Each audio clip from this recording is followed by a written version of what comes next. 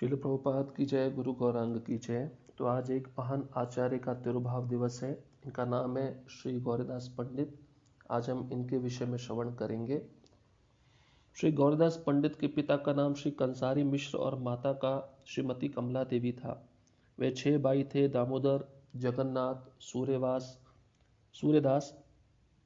गौरीदास, कृष्णदास और नरसिंह चैतन्य। श्री गौरदास पंडित ब्रज के 12 गोपालों में से एक अर्थात सुबल सखा थे। वर्धमान जिले में शांतिपुर शहर के दूसरी ओर एक छोटा सा शहर अंबिका कालना था। इसी शहर में ही श्री गौरदास पंडित का निवास था। वर्तमान समय में श्री गौरदास पंडित के घर पर श्री गौर नित्यानंद की श्री मूर्ति विराजित है। श्री मंदिर में महाप्रभु के श्री हस्तलिखित गीता की पोथी भी है। प्रसिद्धि है कि श्री महाप्रभु नाव के द्वारा गंगा को पार करके उसके चप्पू को श्री गौरदास पंडित के निकट यह कहकर रख दिए, इस चप्पू से तुम जीवों को भव नदी के दूसरे पार ले जाना। आज भी वे चप्पू मंदिर में है। उन गौरदास को व्याकुल देखकर गौर हरि ने धीरे धीरे कहा, हम लोग तुम्हारे घर पर ही रह रहे हैं। तुम निश्चित जानो कि तुम्हारे इस घर पर हम दोनों भाई रहेंगे। इस प्रकार से सांत्वना देकर 2 प्रतिमूर्तियों को लेकर वे उस स्थान पर आए जहां पंडित थे। चारों व्यक्ति खड़े हुए। तब पंडित विस्मित हुए और भावावेश में उनके आंसू बहने लगे। चैतन्य महाप्रभु ने उनसे फिर कहा, तुम्हारी जिनकी इच्छा हो उन 2 को अपने घर पर रख लो। तुम्हें जिससे विश्वास हो उसे लिए हम तुम्हारे घर पर मांग कर खाएंगे। अपने हृदय में इस बात को सच मान लो। यह सुनकर पंडित राज ने खाना पकाने का काम पूरा किया। तब चारों ने भोजन किया। गौरीदास पंडित ने प्रभु को कंबलों की माला और वस्त्र दिए, पान आदि समर्पित किए और उनके समस्त अंगों में चंदन का लेप लगाया। अनेक भांति से स्वयं को विश्वस्त करके अपने चित्त को उधर लगाकर दोनों को अपने घर पर टिकाया। पंडित के प्रेम के कारण दोनों भाइयों ने उनसे मांग कर खाया और तब नीलाचल को चले गए। पंडित उन मूर्तियों की जब जैसा मन करता वैसे ही सेवा करते।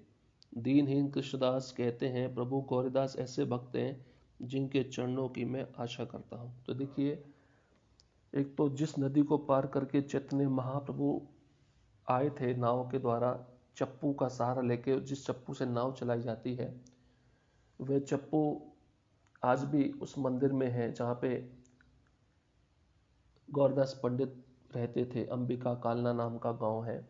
ये नवदीप स्टेशन से 3 स्टेशन पहले पड़ता है। और चैतन्य महाप्रभु स्वयं अपने हाथों से भगवत गीता लिखे थे। वो गीता आज भी उस मंदिर में है।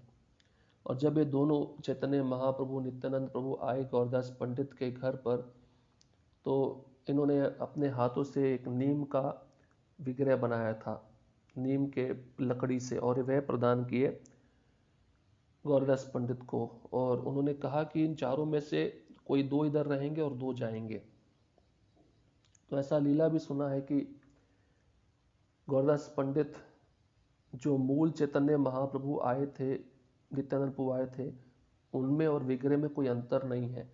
और उनके चरण पकड़ लिए, आप मत जाओ, तो विग्रह चलने लगे। अच्छा, विग्रह को कहते आप रुक जाओ, तो चैतन्य महाप्रभु नित्यानंद प्रभु आए थे तो वो चलने लगे। ऐसा अद्भुत इनका भक्ति भाव था। और चैतन्य महाप्रभु नित्यानंद प्रभु ने कहा कि आप हमें जैसे खिलाएंगे हम वैसा खाएंगे। तो इस भाव से दोनों भाई गौरदास पंडित के घर में रहने लगे। श्री गौरदास के प्रेम के वशवर्ती होकर श्री गौर और नित्यानंद श्री मूर्ति का रूप धरकर वहां विहार करने लगे। तभी श्री गौर और नित्यानंद ने मंद मंद हंसते हुए गौरदास से कहा, हे गौरदास, पहले जन्म में तुम सुबल सखा थे। क्या तुम्हें ये सभी बातें याद नहीं है? यमुना के तट पर हमने न जाने कितना विलास लीला किया है। श्री गौर और नित्यानंद ने इस प्रकार से मधुर कथन कहते कहते ही कृष्ण बलराम की मूर्ति धारण कर ली। वही गोपवेश, हाथ में सींग, बेत और बंसी, सिर पर मयूर पंख, उनके गले में बनमाला और चरणों में नुपुर था। श्री गौरदास ने भी तब पूर्व भाव को धारण कर लिया। इसी भाव में उन्होंने कुछ समय तक लीला की। उसके बाद महाप्रभु की इच्छा के अनुसार श्री गौरदास स्थिर हो गए। तब श्री गौर नित्यानंद सिंहासन पर उपविष्ट हुए। कितनी अद्भुत लीला है देखिए।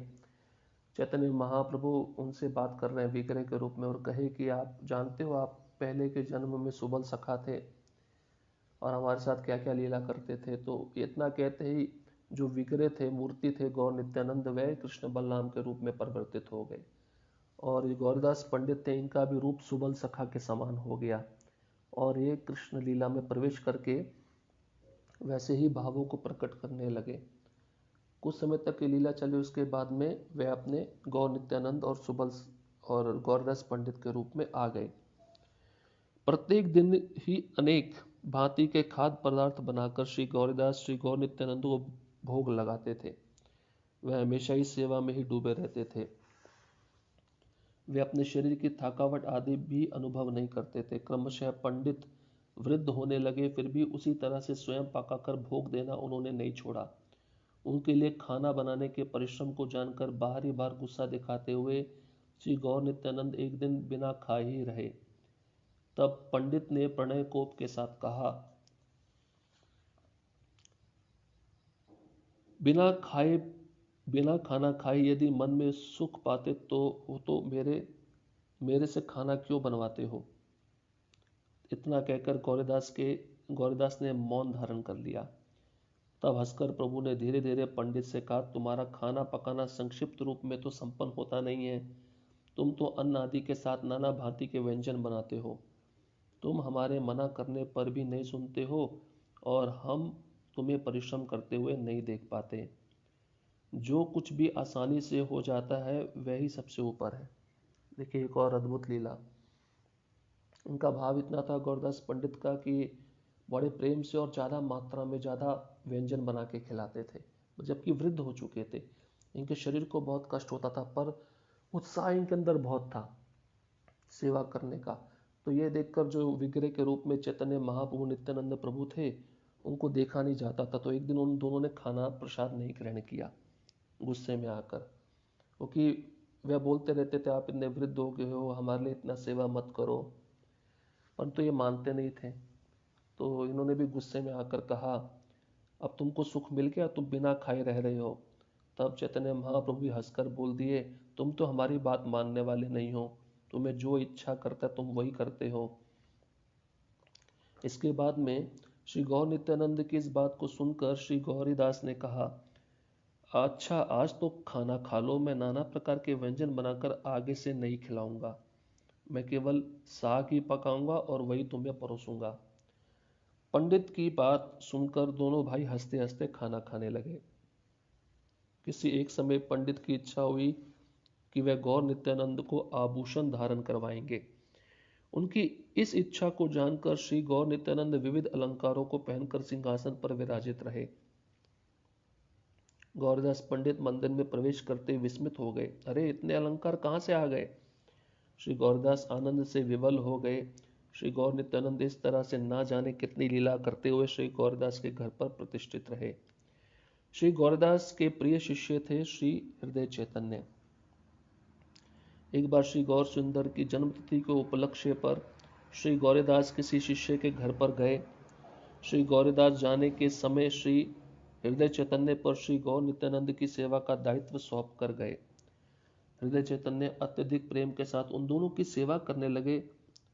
गौर जन्मोत्सव समीप आने लगा। केवल 3 दिन शेष बचे थे। अब तक भी श्री गौरदास लौट कर नहीं आए थे। हृदय चैतन्य अत्यधिक चिंतित हो उठे। अंततः अंतःकरण से प्रेरित होकर स्वयं श्री उत्सव विषयक पत्र आदि लिखकर शिष्य भक्तों के पास उन्होंने भेज दिया। ठीक उसी समय श्री गौरदास लौट कर आ गए तो हृदय चैतन्य ने श्री गुरुदेव को शिष्य भक्तों को पत्र आदि लिखकर आमंत्रित करने की सूचना दे दी। इस पर भीतर ही भीतर सुखी होने पर भी बाहर से नाराजगी दिखाते हुए उन्होंने कहा, मेरे विद्यमान रहने पर भी तुमने स्वतंत्र आचरण किया है, तभी यहाँ वहाँ निमंत्रण पत्र भेज दिए हैं। जो करना था सो कर दिया, अब यहाँ नहीं रहोगे। ऐसा सुनकर चरण जुगल में प्रणाम करके वह गंगा तट पर जाकर एक पेड़ तले रहने लगे। तो देखिए क्या हुआ कि एक इनके शिष्य थे हृदय चैतन्य, किनके, गौरदास पंडित के। तो बताते हैं कि इनकी इच्छा को जानकर वे सेवा करते थे। तो एक दिन गौरदास पंडित को कहीं बाहर जाना था। उन्होंने अपने शिष्य हृदय चैतन्य को कहा कि आप ठीक से विग्रह का ध्यान रखना, सेवा करना। और ये सेवा कर रहे थे अपने गुरु के जाने के पश्चात। तो गौर पूर्णिमा आ गई, 3 दिन बचे थे। इनकी मन में इच्छा हुई कि हमें बड़ा उत्सव मनाना चाहिए, तो सब ने निमंत्रण भेज दिया। तो जब इनके गुरु महाराज आए, गौरदास पंडित आए, उनको पता चला तो उनको थोड़ा नाराज़गी हुई। तो उन्होंने इनको डांटा और कहा तुम नहीं रह सकते, तुमने मेरे से बिना पूछे सबको पत्र भेज दिया, निमंत्रण भेज दिया गौर पूर्णिमा में आने का। तो ऐसा सुनकर हृदय चैतन्य ने प्रणाम करके कहीं और जाकर गंगा के तट पर एक पेड़ के नीचे रहने लगे।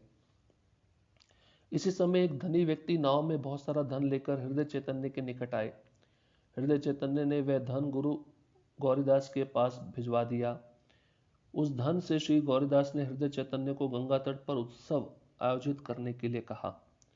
श्री गुरुदेव का आदेश पाकर श्री हृदय चैतन्य ने गंगा तट पर उत्सव को आरंभ कर दिया। धीरे धीरे वैष्णव जन वहां पर इकट्ठा होने लगे।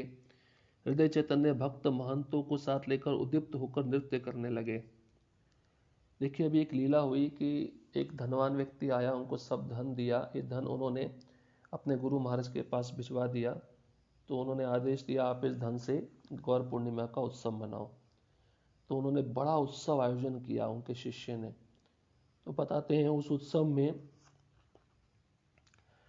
सभी वैष्णवों को बुलाया और इतना उत्सव होने लगा, इतना सुंदर कीर्तन होने लगा कि जो वेदी थी वहाँ पे, जो विग्रह थे श्री चैतन्य महाप्रभु, नित्यानंद प्रभु, वे दोनों वेदी से उतर कर उस कीर्तन में जाकर भक्तों के साथ नाचने लगे, विग्रह नाचने लगे।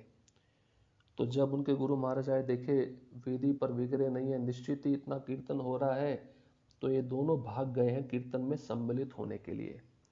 तो छड़ी लिया और दौड़ते दौड़ते चैतन्य महाप्रभु, नित्यानंद प्रभु जो विग्रह के रूप में नाच रहे थे, उनको देखा, आंखें दिखाई, उनको मारने के लिए दौड़े कि आप चलो चलो, अपनी वेदी पे चलो, अपने ऑल्टर में चलो।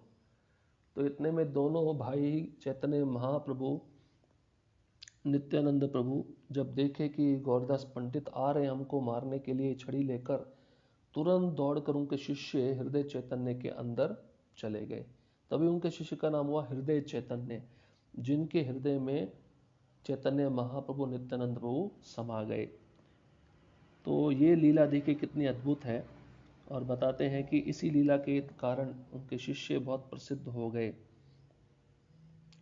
और वैष्णव लोग हरि हरि ध्वनि से दसों दिशाओं को मुखरित करने लगे। जब सब ये दृश्य देखे सभी वैष्णव कि चैतन्य महाप्रभु, नित्यानंद प्रभु हृदय चैतन्य के हृदय में प्रवेश कर गए हैं, तो इस तरह से उन्होंने उनके शिष्य का महानता देखा और उनका गुणगान किया। तो ये सब लीला वहाँ पे संपन्न हुई। तो आज श्रावण शुक्ला त्रयोदशी को श्री गौरीदास का तिरुभाव हुआ। तो आज के दिन उनका तिरुभाव हुआ और उनके शिष्य थे हृदय चैतन्य और हृदय चैतन्य के शिष्य थे श्यामानंद पंडित। आप जानते होंगे श्यामानंद पंडित जो झाड़ू लगा रहे थे ब्रज में, तो वहाँ पर उनको राधा रानी का पेंजन मिला। ये भी बहुत महान शिष्य थे। और इस प्रकार से गौरदास पंडित का महिमा का वर्णन किया गया है।